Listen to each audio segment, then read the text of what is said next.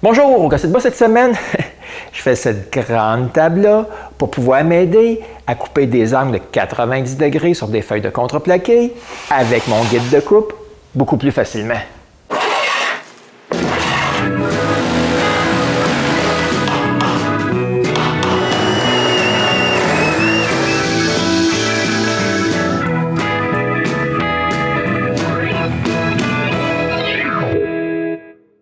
Cette idée-là m'est venue de Donald, un de mes auditeurs.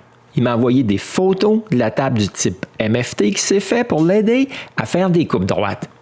La seule chose qu'il faut, c'est une table avec des trous et des Parf Dog. La table doit avoir des trous de 20 mm et le tour est joué. Mais j'ai pas de mèche de 20 mm. C'est donc une autre opportunité de déranger Pierre.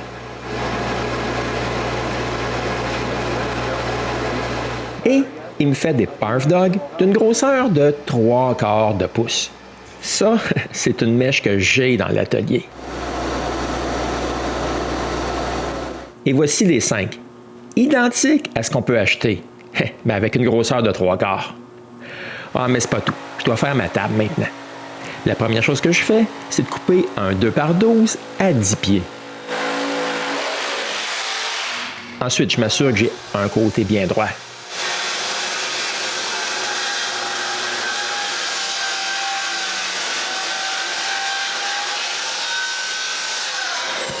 Après, je peux couper 4 longueurs identiques.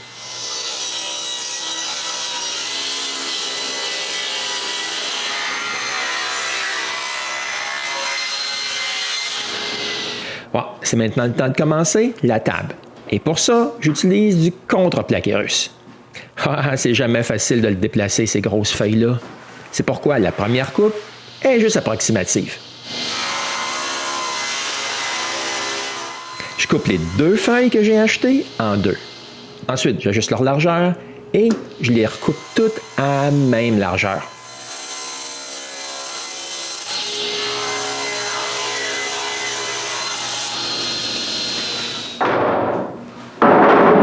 Bon, voici mes 4 morceaux à leur place. Mais je dois faire quelque chose pour les retenir ensemble maintenant. Mais je me casse pas la tête.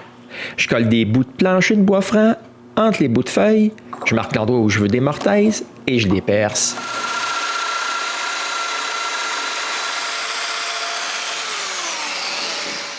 Je mets tout de suite des dominos d'un trou. Comme ça, tout reste ensemble bien solidement. Quand j'ai fini, j'identifie bien les morceaux. De la façon que je les ai faits, ils sont pas vraiment interchangeables. Maintenant, je peux commencer à marquer l'endroit où je veux mes trous. La première rangée est à 32 mm du bord. Toutes les autres sont distancées de 128 mm. Quand toutes mes marques sont faites, je trace des lignes. Et voici le résultat final. Chaque intersection là, aura un trou. Mais le 128, lui, il n'est pas aléatoire. C'est un multiple de 32, le standard européen. Une vraie table MFT a un espacement de 96. Mais avec cet espacement-là, la coupe serait directement sur la ligne des trous. Mais je voulais pas ça. C'est la raison pour laquelle j'ai choisi 128. Maintenant, je peux bien marquer toutes les intersections. Et démonter mes 4 panneaux. Et comme les intersections, sont bien identifiées, maintenant, je peux sembler toutes mes lignes.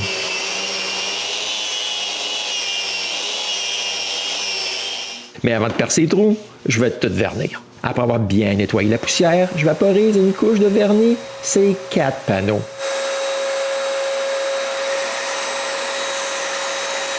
Quand le vernis est sec, je chambre juste un peu à basse vitesse avec un grain très fin et je vaporise une autre couche. C'est pas nécessaire, mais j'aime bien le look du vernis sur le bois. Pendant que le vernis sèche, je peux coller les dominos d'un bout de plancher. Puis quand les panneaux sont secs, je peux commencer à percer les trous. C'est long, mais assez facile. J'ai juste à mettre la pointe de la mèche dans la petite marque que j'ai faite et de percer. C'est assez répétitif.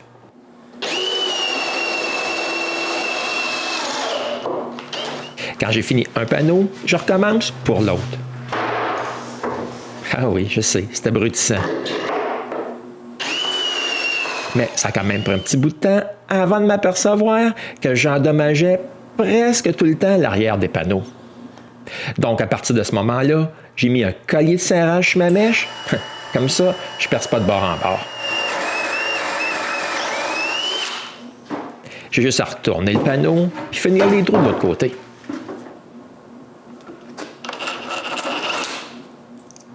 Après, moi, un assez bon bout de temps, j'ai tous les trous de percés. Je peux réassembler la table et enfin l'essayer.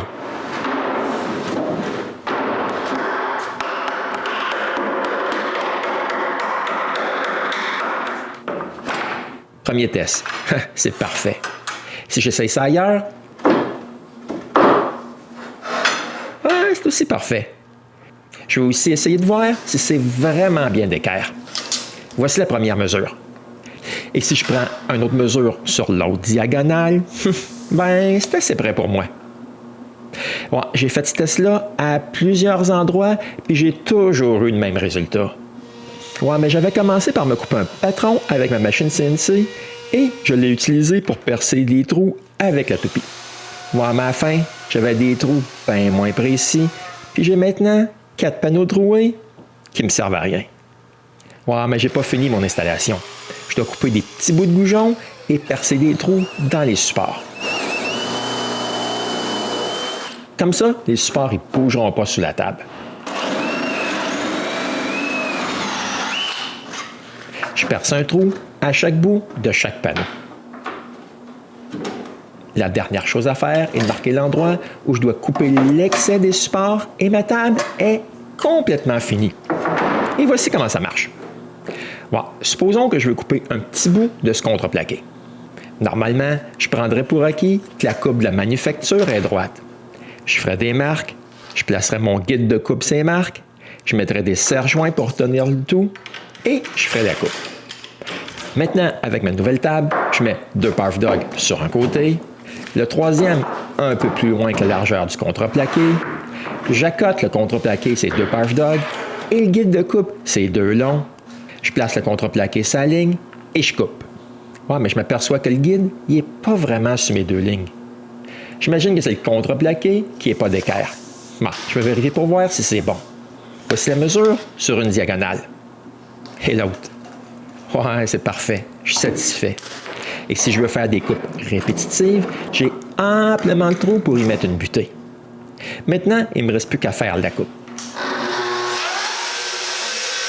OK, je fais la coupe à l'extérieur, mais j'aurais bien pu la faire sans la table aussi. Et si je vérifie avec l'équerre, c'est parfait. Avec tous ces trous, je peux mettre mon guide à plein d'angles différents. Ouais, si j'ai pas l'angle que je veux, je peux toujours percer un autre trou. Je sais que c'est assez gros comme table de coupe, mais je suis pas obligé d'utiliser les 4 sections. Je peux en utiliser qu'une, 2 ou 3. Et si j'en utilise moins que 4, la base, elle, n'est pas nécessaire. Je peux mettre les panneaux directement sur mon établi. Bon, c'était ma nouvelle table de coupe. Je ne sais pas si, comme moi, Donald vous a inspiré, mais maintenant, vous savez comment j'ai fait la mienne. Et on se revoit bientôt, et même peut-être à faire des vraies coupes sur ma nouvelle table, au gosseux de bois.